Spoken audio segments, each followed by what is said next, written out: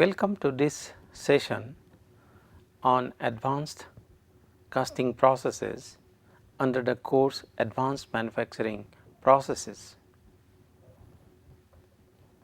In this session, we will study few advanced casting techniques mainly on the following processes: continuous casting process, permanent mold casting process, centrifugal casting process, and pressure die casting process. In the previous lecture, we have discussed a process mainly evaporative pattern casting process. In evaporative pattern casting process, also called a binderless casting process, no binders are used. Now, let us move on to these few casting processes which are being used in the recent past. First of all, let us discuss the continuous casting process. This process was conceived in 1860 and is also known as strand casting process. It was first developed for casting of non-ferrous metal strips. Now, it is used for steel production with major improvement in efficiency and productivity with significant cost reduction. It is a process used to produce billets, blooms, or slabs much longer in length than obtained by any other process. In this process, the molten metal gets gradually solidified as it is poured. The sections obtained are then subsequently rolled in a rolling mills. Round ingots, slabs, square billets, hex billets can be produced by continuous casting process directly from molten metal.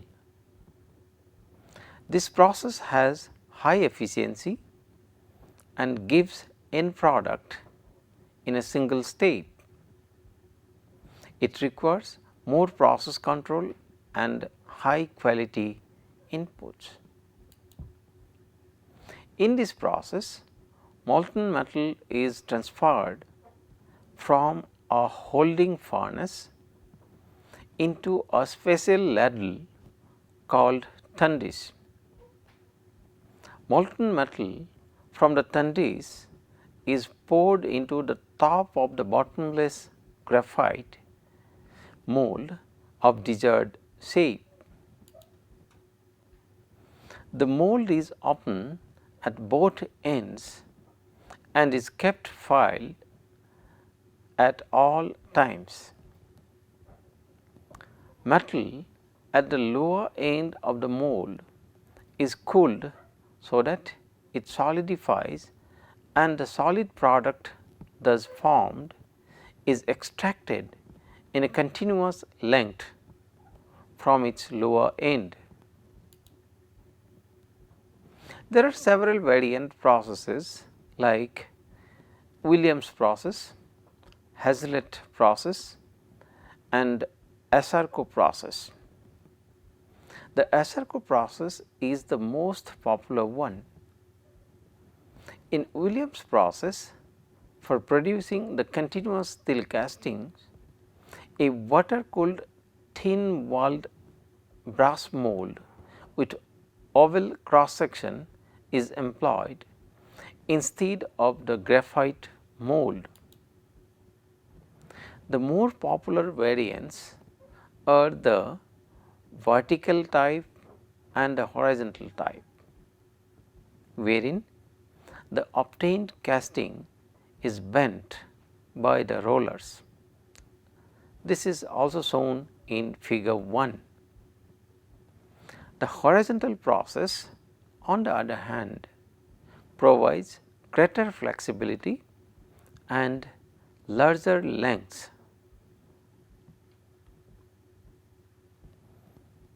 This is a common schematic of representing the continuous casting process. This is the Tandis which receives molten metal through the ladle where molten metal is poured. The molten metal is then carried through this where a series of rollers support the molten metal coming out through this, which will be simultaneously getting solidified upon some special cooling arrangement. The metal in the meanwhile will get solidified and there will be an arrangement for separating the pieces in a required length.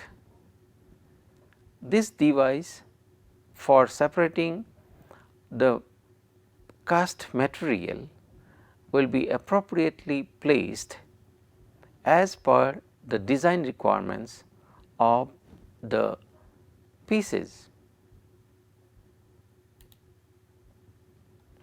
There is length restriction for the vertical process as controlling the continuously incoming metal is difficult and consequently deep underground arrangements are needed. Let us see the process requirements for continuous casting process. The process uses no risers or getting systems. Hence, molten metal should be slag free and poured with minimum turbulence to avoid reduce mold friction and to avoid casting to tear. The process is started by placing a dummy bar in the mold upon which the first liquid metal falls. The liquid metal gets cooled and is pulled by the pinch rolls along with the dummy bar. The schematic of the bent horizontal process is shown in the figure 1. This is the bar upon which the molten material are being allowed to get solidified and then finally guided towards the cutting zone. Shrinkage effect provides a very small gap between the metal and mold, thereby reducing friction between the two and permitting cast shape to move continuously through the mold. Pins and guide rolls regulate the rate of settling, cast shape and proper alignment. Heat from the molten metal being poured dissipates fast through the mold walls. A skin of solid metal forms quickly at the mold metal interface and shrinks from the walls. The billet can be cut by an argon torch which permits inert atmosphere to avoid atmospheric contamination. The X-ray unit controls the pouring rate of molten metal from the ladle. During cooling, A cone of molten metal must always remain in order to take care of solidification shrinkage. Thus, it provides the risering effect. Heat extraction is done through water feeding mechanisms, so that directional solidification is promoted. The rate at which the heat from the molten metal is removed must be synchronized. Now, let us see the advantages of the continuous casting process. First of all, the continuous casting process gives almost 100% yield. The process is cheaper than rolling. Better surfaces can be produced in this process. The process can also be automated. The grain size, the grain structure can be regulated by controlling the cooling rates. Let us see the applications of the process. The continuous casting process can be used for production of billets, rods, sections like square, round, hex, gear toothed, solid or hollow tubes, etc. The process can also be used for making copper wires, bars, bushings and pump gears. Materials like copper, aluminum alloys, magnesium, stainless steel can also be easily cast using this continuous casting process. Some of the products made by continuous casting process are like this.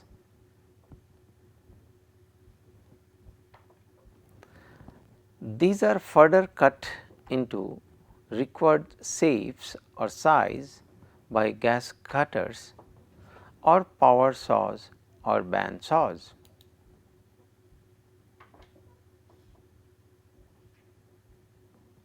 Continuous casting in brief. In short, the continuous casting process gives a continued casting output. As long as we keep feeding the defect free pure metal at the inlet, the yield of the process is very high. Let us now move on to another process called permanent mold casting. The permanent mold casting is also known as metal mold casting process. As the name suggests, the mold is made from a metallic material and hence has a longer life than the sand molds, which are made specific for its castings. Also, the sand molds are broken after each casting, which is not the case with metal mold castings. More number of castings can be taken out successively from the same molds, thereby increasing the productivity. Unlike sand molds, the finish here is much better and fine. The metallic molds may be one piece or made of split pattern depending on the requirement. Typically, cast iron or mehanite is used as the mold material and the cores are made from metal or sand. The cavity surfaces are coated with a thin layer of heat resistant material such as clay or sodium silicate. The molds are usually preheated to around 200 degrees Celsius before the metal is poured into the cavity. The cavity design for these molds does not follow the same rules for shrinkage as in sand casting molds. This is due to the fact that the metal molds heat up and expand during the pour.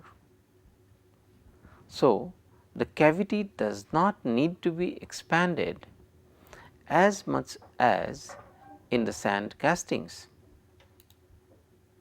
However, care has to be taken to ensure proper thermal balance by using external water cooling or appropriate radiation techniques. While not as flexible as sand casting in allowing the use of different patterns, the cost of producing a part using this process is much lower. At a production run of 1000 or more parts, permanent mold castings produce a lower cost per part. The break even point depends on the complexity of the part. The more complex parts being favored by the use of permanent molds. The usual considerations of minimum wall thicknesses such as 3 millimeter for lengths under 75 millimeter, radius, wall thickness, outside radius which is 3 times the normal wall thickness, draft angles which is 1 to 3 degree on outside surfaces and 2 to 5 degrees on inside surfaces, etc., all apply. The tolerances are 2% of linear dimensions. Surface finish ranges from 2.5 micrometer to 7.5 micrometers. The typical part sizes range from 50 gram to 70 kilogram. Typical materials used are small and medium sized parts made from aluminum, magnesium and brass and their alloys. Typical parts include gears, splines, wheels, gear housings, pipe fittings, fuel injection housings and automotive engine pistons.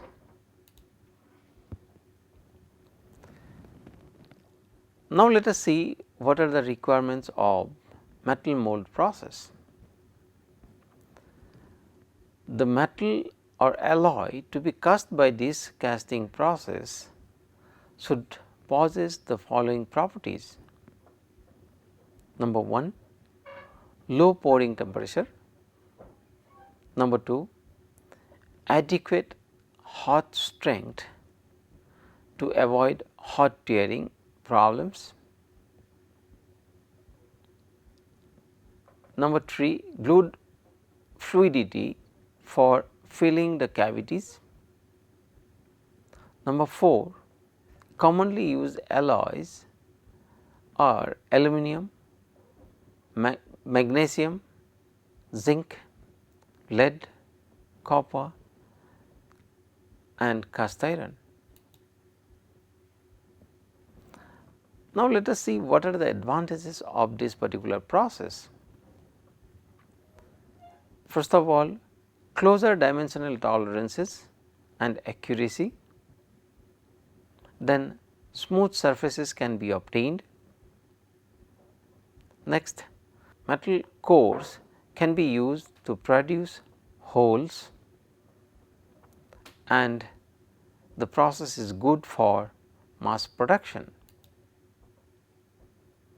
Also, the process is known as a quick process which has low overheads and yields fast production with no sand cleaning.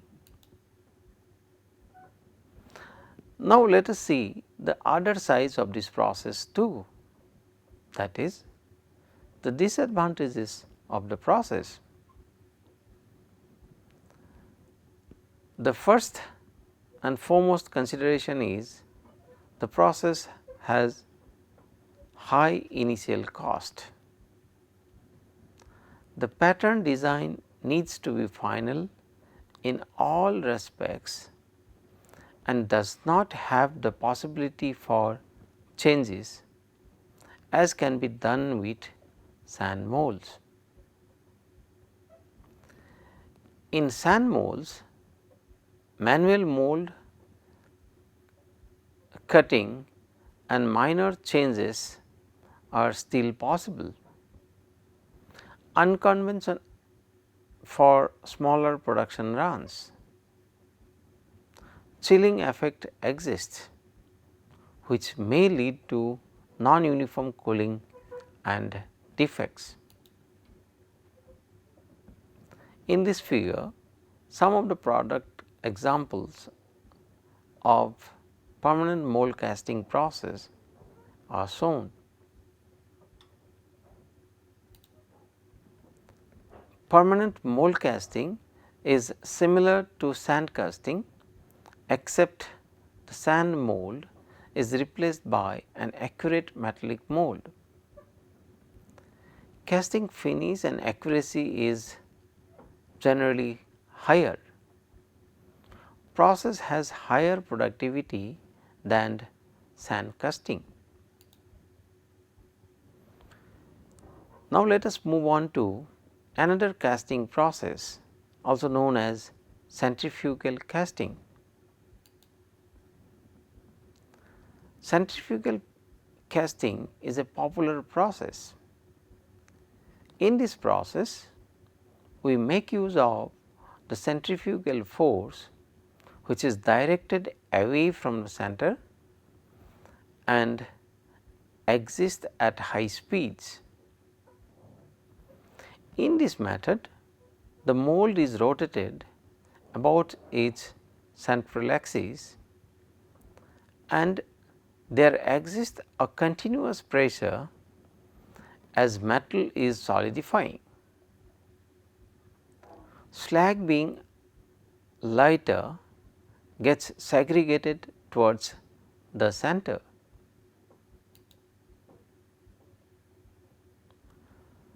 Through commercial casting, basically symmetrical shaped components like pipes, tubes, hollow brushes are cast.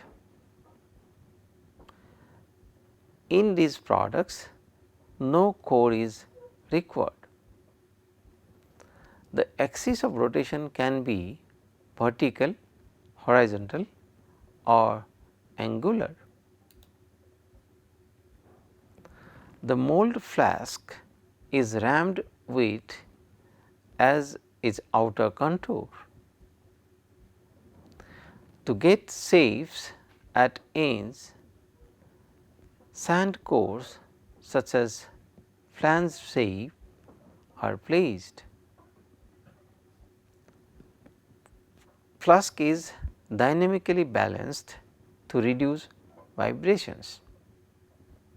This is mounted on rollers and rotated slowly. As the molten metal is fed from a movable pouring basin, The amount of metal determines casting thickness. Water jacket can also be provided for cooling. Casting is rotated till the pipe is fully solidified. Now, let us see the distinct advantages of this process. The process is better mechanical properties are obtained, since slag and oxides tend to move outwards and can be easily machined out. Due to pressure, porosity is eliminated and a denser material can be produced. No core is required for concentric holes. No gates or runners are needed. What are the disadvantages then of the through centrifugal casting process? The process is limited to axisymmetrical and concentric holes. It requires expensive initial setup and equipment. Semi-centrifugal casting. In this process, a core is provided which makes a hole at the center. Thereby, we have higher rotating speeds and casting can be produced one over the other, which is also called stacked. This increases the production rate. It is in contrast to the true centrifugal casting process where no core exists. For small jobs wherein sections are non-axisymmetrical, this process can still be added to get pressurized metal to follow to the pockets. It is mainly due to the centrifugal force being created due to the rotation. If the masses are properly balanced, then we can have uniform layers stacked one over the other. Figure 5 below shows the schematic sketch of a centrifugal casting process, whereas figure 6 shows some typical products made by centrifugal process. This shows the schematic of a centrifugal casting process, and this figure shows few more centrifugal casting products. Now, in summary, what we have learned? The centrifugal casting process makes use of the centrifugal forces, which exerts an outward force due to rotation of castings. Automatically, the impurities tend to settle at the center and can be flushed out or machined out during finishing. The process is more suitable for symmetric parts. The next process in this series is pressure die casting. This process is utilized for low melting point alloys and for thin complicated contours where the metal does not fill completely by normal process. It requires good fluidity of the molten material.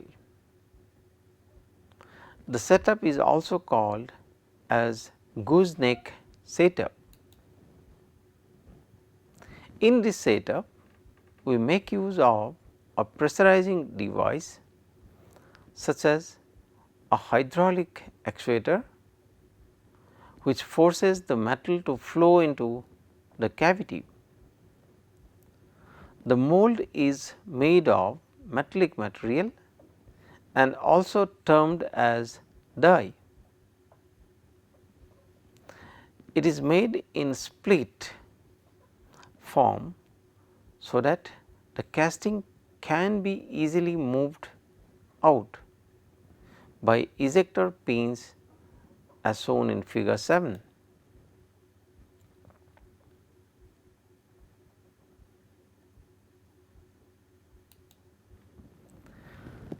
The arrangement has a gooseneck shape through which molten metal is sucked from a reservoir and fed to the cavity by hydraulic force.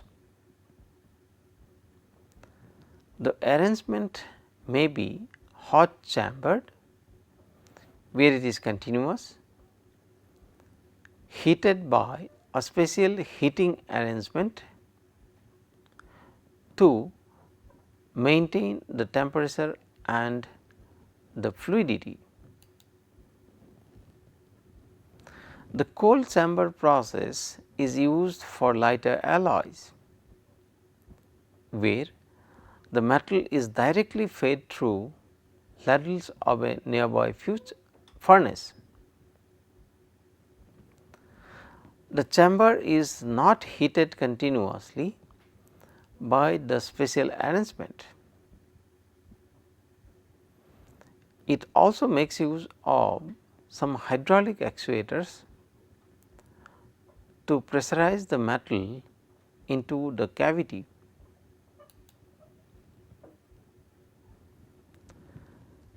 The pressure die casting process can be used in the making of automobile parts, carburetors, decorative and fancy articles. Advantages of these processes are complex and intricate castings with thin fins. Projections can be made. High production rates are possible. Metallic dies give good surface finish and accuracy. It could also be plated to improve the finish. Now, let us see the limitations of this process. It is not suitable for higher melting point metals, since they require higher temperature withstanding die materials. The economics for die material procurement and its accurate machining increases the cost. The dies have inadequate permeability, hence the inlet metal should be pure and gas free. The machinery used in pressure die casting is expensive and also require high initial setup costs. There is a size limitations and the process is suitable for maximum about 15 kilograms. In cold chamber process, if there is a time lag, it can lead to non-filling of the cavities and molten metal may get solidified earlier than filling the molds. Some of the products manufactured through pressure die casting are shown in this figure. In summary, it can be said that due to the application of continuous pressure, pressure die casting process ensures that the complete cavity is filled. It is mainly suitable for thin sections, fins and projections, wherein normally the cavities remain partially filled when done by other processes. Now, let us have some comparisons between the different casting processes, namely continuous casting process, permanent mold casting process, then pressure die casting process and centrifugal casting systems. This is represented in the table as can be seen in the screen. The first parameter we can take up as initial setup, and these are the different processes. As far as the continuous casting casting process is concerned, it requires large area and large setups, whereas permanent mold casting requires high capacity molds and high finish. This is we are talking about as far as the initial setup is concerned, requirement is concerned. Then in case of pressure die casting, continuous heating and pressurizing is required, and in case of centrifugal casting, setup for generating centrifugal force is required. That means, we can see in all 4 different processes different conditions are required. In one case, centrifugal action, centrifugal force generating system is required. In another case, high pressure is required, that is in case of pressure die casting, whereas in another case high capacity and high finish is required in case of permanent mold casting. If we see these processes cost wise, probably continuous casting process is the costliest one among these 4, then permanent mold casting is relatively cheaper, then pressure die casting is relatively costlier than permanent mold casting, and centrifugal casting is relatively costlier than permanent mold casting. However, continuous casting process is the costliest among these 4. Now, as far as the key benefits are concerned, continuous casting process can be used over a period and the cost come down much lower, although we have seen this is the costliest one, but over the years the cost comes down. In case of permanent mold casting, the mold life is very high, no swelling and moisture problems as in wooden patterns, because here most of the cases metallic materials are used, metals or alloys are used as the pattern, whereas in wooden patterns, because of the moisture or the aging effect, they get swelled or deformed or degraded, you can say. Whereas in case of pressure die casting, it ensures complete mold filling and blowholes are much reduced, because it is cast under pressure. Therefore, blowholes are almost eliminated, whereas the centrifugal casting process, it is best suited for symmetrical shapes, which ensures better flow and better filling as well. Now, as far as yield is concerned, in continuous casting process, yield is almost 100%, but all the other processes, permanent mold casting, pressure die casting and centrifugal casting, they are comparatively lower, yield is comparatively lower. As far as the material suitability is concerned, continuous casting process, lamellar and nodular cast iron and copper alloys can be cast. In case of permanent mold casting, light alloys, copper alloys, zinc, then lamellar and spheroidal grey cast iron, these materials can be suitable. Then pressure die casting, alloys of aluminum, magnesium, copper, zinc, tin and phosphor bronze. Then centrifugal casting, lamellar and nodular cast iron, cast steel, light alloys and copper alloys can be used. Then the typical products are the continuous casting process, round, hexagonal, square and profiled bars can be produced. Then by permanent mold casting, pistons can be produced. Pressure die casting, oil pan,